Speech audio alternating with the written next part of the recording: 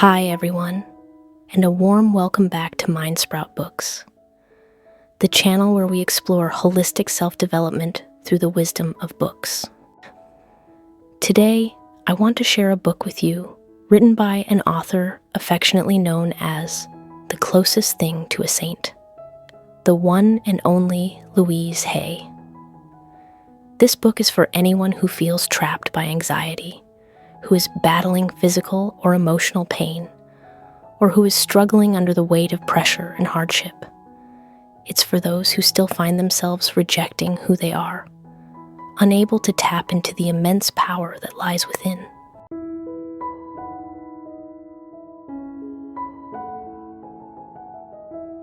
The miracle you're looking for is already a part of your life. First, let's journey through the extraordinary life of Louise Hay and discover what she learned that allowed her to unlock her profound inner strength and completely transform her world. Louise Hay was born and raised in the United States, where she endured hardships that most of us could never imagine. At just 1.5 years old, her parents divorced. Her mother remarried, but this new life offered no glimmer of hope. Instead, it plunged Louise deeper into darkness. Her stepfather was violent, subjecting her to regular beatings from a young age. On top of this, the Great Depression of the 1930s meant she grew up in extreme poverty. But a more horrific trauma was yet to come. At the tender age of 5, she was raped by a neighbor. Though justice was served and the perpetrator was punished, a shadow of fear and darkness clung to her throughout her childhood. She lived with bone-deep pain, haunted by the emotional trauma, physical abuse, and the relentless misery of poverty. Finally, at 15, unable to bear the abuse any longer, she dropped out of school, left home, and ran away from it all. She found work as a waitress in a small diner. Craving love and affection, she gave herself away easily. By 16, she'd given birth to a child, but unable to provide for her, she had to make the heartbreaking decision to give her up for adoption. Afterward, Louise drifted from place to place, looking for work, and eventually stumbled into a career as a model. Her beauty, perhaps, led her to marry the kind of man she'd always hoped for, a distinguished English gentleman. She believed this marriage had saved her, and for years, she walked on eggshells to preserve it. But the good times didn't last. After 14 years, the marriage crumbled when her husband had an affair. This blow left her utterly devastated, yet she refused to let herself stay in that abyss forever. She committed herself to studying psychological healing, and 3 years later, she became a counselor. During this time, she also began writing books, helping countless people, and becoming an expert in her field. Just when it seemed her life was back on track, another piece of devastating news hit her like a ton of bricks. She was diagnosed with cervical cancer. At the time, this diagnosis was considered a death sentence. She was lost in confusion and pain, wondering why misfortune seemed to follow her at every turn. But it was in this moment that she finally had a profound realization about the root cause of her suffering. From there, she discovered the path to rise above it. Louise began an intensive program of self-healing. Amazingly, this program didn't involve surgery to remove the tumor or a search for the right doctor or medicine. Instead, she focused entirely on healing her deepest psychological wounds and cleansing her body. 6 months later, a miracle occurred. When she returned for a checkup, her doctor confirmed that every single cancer cell in her body had vanished. Louise Hay went on to become a world-renowned spiritual teacher, author, and public speaker. She lived to be 91 years old, pioneering the concept of holistic health, founding the self-help movement, and empowering millions to transform their mental and physical well-being, thereby enhancing their quality of life. So, what did she do to create such a miracle and completely change her own destiny? The truth is, this miracle doesn't require some grand supernatural power. It's something every single one of us can achieve. The secret is revealed in her famous book, which I want to share with you today. You Can Heal Your Life. This book has been translated into 42 languages, published in 132 countries, and was a New York Times bestseller for 50 consecutive weeks. If your life is still clouded by anxiety and sorrow from illness, if you are still held back by fear, stress, and suffering, if you still reject yourself, Louise Hay is here to show you why. It's because you haven't yet discovered and deeply understood that you have one core mission in this life, a mission you haven't yet taken seriously. That mission is to love yourself. For many, this answer might sound too simple, almost cliché. The problem for most of us is that even though we know this truth, we still can't seem to live it. That's because you don't know where your real issues lie, or what it truly means to love yourself. My hope is that this book will help you understand and awaken your inner power, so you can rise above all challenges, walk through the darkness, and heal your mind, your health, and your entire being for a spectacular transformation of your life.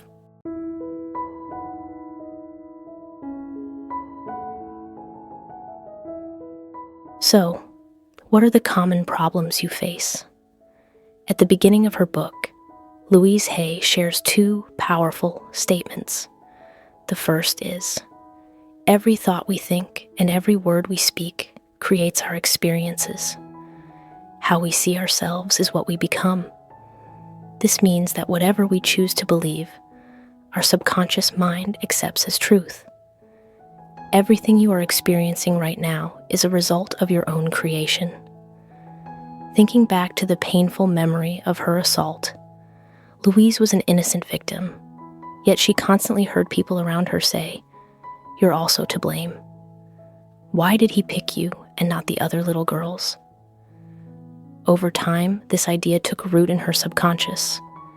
It made her question if she had actually done something wrong. She also lived in fear that her attacker would seek revenge after being released from prison, since it was her testimony that convicted him. When Louise was in school, her classmates came from middle-class or wealthy families. They were all well-dressed, while Louise wore old clothes and worried about how she smelled. This bred deep feelings of inferiority and shame. One time, she was invited to a school party where, for the first time in her life, she saw a cake. While the other children excitedly grabbed a slice, some even taking 2 or 3, Louise just stood timidly in the corner. By the time it was her turn, the cake was all gone. This was her mindset in a nutshell. She believed she didn't deserve a delicious piece of cake. So, she didn't dare ask for what was rightfully hers. She didn't tell the teacher she hadn't gotten any. She just suffered in silence. Growing up with this pattern of self-denial, Louise became a young woman who didn't know how to love herself. The men she dated were either womanizers who avoided responsibility or abusers, just like her stepfather. The slightest bit of kindness from someone would make her fall head over heels, ready to have an abortion or a child for them, with no regard for her own worth. Even in her respectable marriage to the English merchant, her actions and thoughts were still trapped in a cycle of inferiority. The feeling of not being worthy was deeply ingrained in her. It wasn't until her cancer diagnosis that she had her great awakening. She realized that the cancer was the physical manifestation of a deep-seated resentment she had carried for years. She resented her father for abandoning her, her mother for her unhappy childhood, her stepfather for his brutality, her attacker, her irresponsible boyfriends, and even her British husband for his betrayal.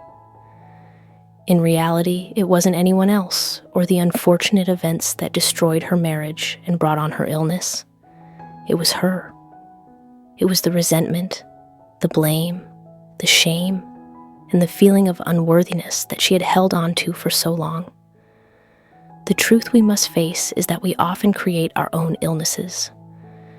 In his book, When the Body Says No, renowned physician Dr. Gabor Mate draws on years of research to show that when people consistently suppress their thoughts and feelings, don't know how to say no, and can't acknowledge or express their anger, they put themselves under immense psychological stress. Their authentic inner selves are never seen, and this state disrupts the body's physiological balance and immune system, leading to various diseases. Similarly, Michael Singer, an economist who became a spiritual master, confirms in his book, The Untethered Soul, that negative thoughts and emotions are like toxic streams that block the flow of energy in the body. Over time, these blockages manifest as physical illness. You see, whether it's through science, psychology, or spiritual awakening, the message is the same. The mind and body are one. If your body is showing signs of illness or you're dealing with health issues, it's time to look within. In her counseling practice, Louise Hay worked with many different people, each feeling that something was wrong in their life. Some had health problems like chronic insomnia or headaches. Others struggled with relationships, feeling constantly criticized and pressured. Some had financial troubles, unable to make ends meet or save money, and others felt stuck in life, unsure of what to do, feeling that opportunities never came their way and nothing ever worked out. Louise would patiently listen to their stories of struggle and loss, then help them uncover the limiting beliefs they were trapped in. She discovered that what appears to be the problem on the surface is rarely the real cause. For example, many people struggle for years to lose weight without success. Whenever they face a setback, they blame it on their weight. They believe their appearance has cost them opportunities. But is their weight really the source of all their unhappiness? Of course not. The extra weight is just an external symptom of a much deeper issue, which is often fear and a need for protection. When people feel insecure, anxious, afraid, or not good enough, many turn to food for comfort, eating uncontrollably and neglecting their health. They are, in fact, using food to protect and soothe themselves, but they don't realize it. Therefore, to change our lives, we must first have the courage to face our real problems. Louise explains that most of the problems in our bodies and our lives stem from 4 destructive habits: resentment, criticism, fear, and guilt. Long-held resentment can eat away at the body, increasing the risk of various cancers. Constant criticism or dissatisfaction with others often leads to arthritis, especially in the hands and wrists. Our hands represent how we handle life's experiences, while our wrists and elbows symbolize our flexibility in changing direction. If these joints are stiff, it means negative emotions have been locked inside for too long. We become rigid, lacking the flexibility and forgiveness to change our thinking and how we see others. What about fear? Fear can lead to a host of issues, including hair loss and stomach ulcers. Hair loss is closely linked to mental stress. When we're stressed, a current of tension runs from our shoulders to the top of our head, causing the scalp to tighten. This constricts the hair follicles, preventing them from breathing and leading to hair loss. If the scalp remains tense, the follicles stay closed. New hair can't grow, and this can result in baldness. Stress is often a sign of inner fragility and a lack of security. Stomach ulcers, on the other hand, are caused by chronic anxiety and fear, often stemming from thoughts like, "I'm not rich enough, not good enough, not powerful enough, not famous enough, not secure enough." We worry that others will see our weaknesses and imperfections. These deep-seated fears directly impact the digestive system, causing turmoil and leading to ulcers. Finally, there is guilt, which includes feelings of self-dissatisfaction that lead to suppression. For example, many people suffer from a persistent cough with no clear medical cause. They treat the cough as a disease, seeking out doctors and remedies. But Louise explains that a cough is our body's way of getting our attention. It originates in the throat, which represents our ability to speak up for ourselves. A cough signifies that we feel restricted, that we feel we don't have the right to do something, to express our deepest desires, or to stand up for ourselves. This suppression can cause throat inflammation and hoarseness. The throat also represents creativity and free expression. When that is stifled, throat problems can arise. Many people go through their entire lives without ever knowing what true freedom is. They spend their time trying to please their parents, partners, or bosses, always following someone else's will, never getting the chance to do what they truly want. Living in this state of quiet desperation and suppressed will can easily lead to tonsillitis. Guilt is also the result of not knowing how to bring true joy into our lives, of being unable to give ourselves love, and instead, getting lost in illusions and self-deceit. When this happens, the heart, which is the center of love, can constrict and grow cold. The blood, which represents joy, flows more slowly, leading to anemia, angina, and an increased risk of heart disease. In short, what is essential right now is to look into your heart and directly confront the negative emotions hidden deep inside you. Are you carrying secret wounds from your childhood? Are there unresolved conflicts with your family and relatives? Do you always have high expectations of others, feeling dissatisfied and judgmental toward them? Is there a hidden envy, a feeling that you are not good enough? Are you worried about money, afraid of not finding your ideal job, or scared of not being accepted by your parents and others? And finally, does the fear of loss, the fear of death, lie deep in your heart? The author's message is crucial.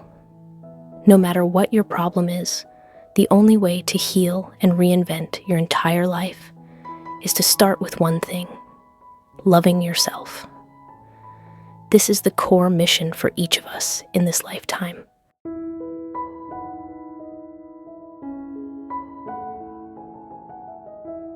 So, what does it really mean to love yourself? Many people mistakenly believe that self-love is about always making yourself happy. This leads them into a dualistic way of thinking, where they only embrace the good and reject the bad, seeking out positivity while fearing anything negative. However, true self-love also means accepting and processing negative emotions in a healthy way. Others think self-love is about self-indulgence, trying to satisfy every whim and desire, even if it leads to unhealthy habits. Or they believe they have to achieve perfection and grand accomplishments to be worthy of self-love. These are all misconceptions. Louise Hay teaches that a person who truly loves themselves first learns to recognize their resistance to change, and then lets it go. What are you resisting? Are there things you know you should do to change your life, but you keep procrastinating and never get them done? Things like maintaining positive habits, sleeping and waking up early, exercising regularly, eating well. learning new skills, reading every day, managing your emotions, and so on. Simply put, resistance shows up as laziness, procrastination, low self-esteem, dependency on others, and a weak will. But why do we resist? Because deep down, there is a psychological need crying out to be met. You long to be loved. You want to succeed. You desire power and influence. You crave security. You want to be acknowledged by others. However, a secret of the universe is that the more we crave something, the less we are able to experience true happiness, abundance, or love. This is because craving puts a person in a state of anxiety, fear of loss, disappointment, and low self-esteem. They become dissatisfied with themselves and place unrealistic expectations on others. This, in turn, creates a host of problems: weight gain, illness, poverty, addictions to alcohol, smoking, gaming, or scrolling on your phone, as well as toxic relationships, an unfulfilling love life, and a boring job. The deeper you sink into this state, the more you will resist change. This explains the paradox of why so many people know exactly what their problem is, but still can't change. Only when you can see this resistance within yourself can you gently and easily begin to create a life of richness, abundance, and love. The author advises us to observe our resistance in 3 areas. First, it shows up in your daily behaviors, like procrastinating on difficult tasks by doing the easy ones first. Second, resistance can be heard in your words. For instance, you might use dismissive phrases like, "I don't have time," "This environment isn't for me," "It's their fault," "I know, but it's just too hard," or "I can't do it." Finally, resistance lives in your thoughts. You might think, "Why am I so old, so ugly, so fat, so thin, so short, so stupid?" Pay attention to these self-deprecating thoughts. Sometimes even constantly praising yourself and putting others down can be a sign of a fragile ego. These are the first crucial steps to returning to a self that knows how to love. Next, a person who loves themselves lives in the present moment, the Zen master. Thich Nhat Hanh, a master of mindfulness, spent his life teaching that the past is gone and the future has not yet arrived. The only thing we truly have is the present. And yet, most of us are stuck in the past. If you are bound by what has already happened, then even if you recognize your own resistance and negative behaviors, it will be very difficult to sustain positive change. So, the next step to truly recreating your destiny is to free yourself from the past. Don't let it block you from living fully in the here and now. It will only keep you in a cycle of pain. Louise Hay realized that the best way to break free from the past is through forgiveness. Forgiving others is forgiving yourself. Letting go of resentment and blame through forgiveness is an absolutely critical step on the journey of healing and recreating your life. Why? Because as the author says, all of our relationships with others are mirrors reflecting ourselves back to us. In psychology, projection is an unconscious defense mechanism where our inner desires, thoughts, and feelings are transferred onto the outside world without us even realizing it.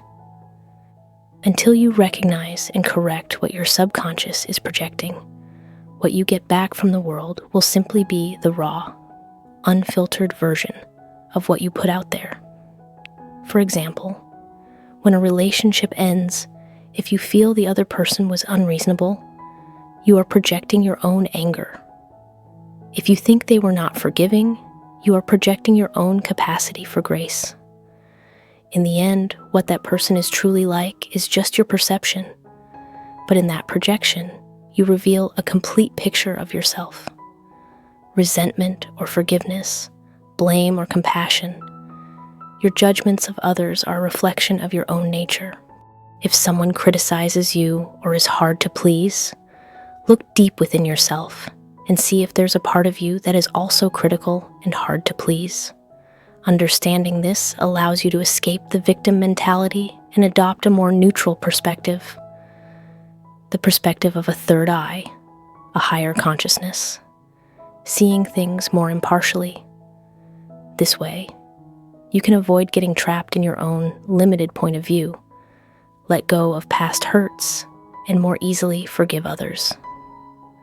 Forgiving others is also about being compassionate with yourself.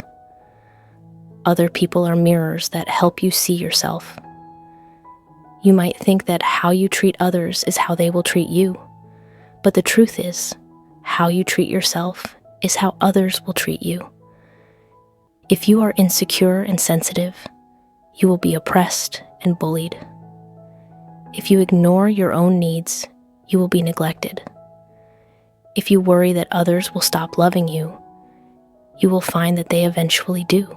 Conversely, if you love yourself deeply, you will attract a partner who loves you just as much. The way you treat your own thoughts and actions creates an energy and a belief system that projects your destiny. As the psychologist Carl Jung said, "Until you make the unconscious conscious, it will direct your life, and you will call it fate." Ultimately, Louise's logic points to the core requirement for changing your destiny. You must change the thought patterns that are deeply embedded in your subconscious mind. How do you do that? Through affirmations. Affirm to yourself, "I am sovereign. I am free. I am the master of my thoughts and emotions. I am wonderful. I am worthy of the very best that life has to offer. I am the love in my own vast life. All is well, perfect, whole, and complete. I believe in a power greater than myself that flows through me every moment of every day. I open myself to the divine wisdom. I know that in this vast universe, there is only one intelligence. In this intelligence is the answer to every question, the solution to every problem, the healing for every ailment, in all new creations. I trust this power and intelligence. Everything I need to know is revealed to me, and everything I need comes to me in the right time, space, and sequence. All is well in my world. As true joy fills my being, I love myself more and more. I am love, unconditional love. This is one way to affirm yourself daily. Keep repeating these powerful, energetic statements. When your subconscious mind begins to believe that good things are happening for you, the outer world will start to manifest these thoughts into reality. If you want a happy life, you must think happy thoughts. If you want a prosperous life, you must think prosperous thoughts. If you want a life filled with love, you must think loving thoughts. A truly abundant life begins with the feeling that I am wonderful. It is also the freedom to decide what you want to do and when you want to do it. Abundance has nothing to do with how much money you have. It is a state of mind. Wealth and poverty are simply outer expressions of your inner thoughts. The reality is, to change anything on the outside, we must first change what's on the inside. We have to change how we think, how we speak, and how we express ourselves. Only then will the external changes follow. Be confident that self-acceptance and self-approval in the present moment are the keys to positive change. When we truly love ourselves, life flows with ease. Louise also advises us not just to think these thoughts silently. That's not enough. You need to say them out loud. Declare these affirmations to yourself. Use the words I am, not I want. I am love, not I want to be loved. I am abundance, fullness, and prosperity, not I want to be rich and make a lot of money. I am healthy, not I want my illness to go away. When you say you want or need something, you are planting a negative belief in your subconscious. You're affirming that you are unhappy, lacking, and sick, because you only want what you don't have. These negative beliefs will keep you stuck in a cycle of resistance, anger, blame, and resentment. The outer world will simply reflect these experiences back to you. When Louise was diagnosed with cancer, she completely woke up from the dream of being controlled by her subconscious. She changed her entire mindset. You could say she cheated death through the power of her affirmations. From there, she followed the flow of her own healing energy. She observed herself honestly, using the signals from her body to reflect on her soul. She let go of all resistance to change. She stopped procrastinating, complaining, and denying herself. She released all her resentments, freed herself from the past, reconnected with her loved ones, and stopped blaming anyone. She not only forgave, but learned to be grateful for everything. Through this series of mental and physical purification therapies, she created a miracle. She was no longer plagued by illness. She became a healer who helped millions. Her life became one of ease, filled with joy, prosperity, and happiness. And that miracle was nothing more than truly knowing how to love herself.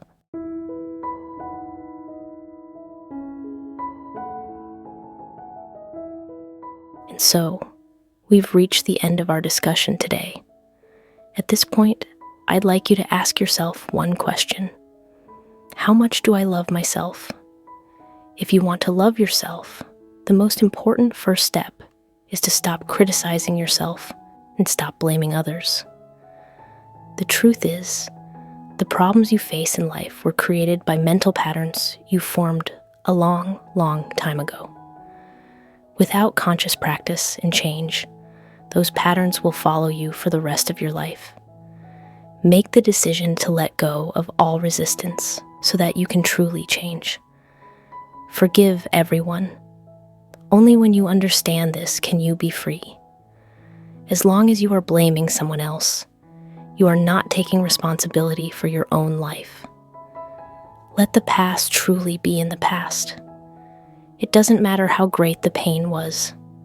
That is no longer important. You have the power to start changing in this very moment, today. You can live in the present. The power to create your life has always been in your hands. You just forgot about the strength you have inside to change everything. Now is the time to remember. Come back to who you are, a person who knows how to love themselves. Look in the mirror often and say, I love you. I really, really love you. My wish is that all of us are now ready to embrace our life's mission, to love ourselves. When you do, you will be able to completely recreate your own destiny. Sending you all the greatest love. Thank you for listening. If you found this video helpful, please share it with those who need it. Don't forget to give it a like, subscribe, and hit the notification bell to catch the latest videos every week. Thank you once again, and I'll see you in the next one.